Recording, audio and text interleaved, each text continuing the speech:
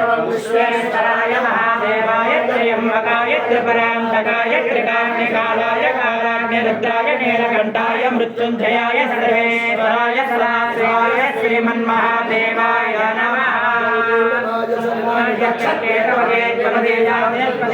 अष्टावदे नवदे बहुवदे सहस्राक्षरा परमे व्यामन्नः पार्वती पदे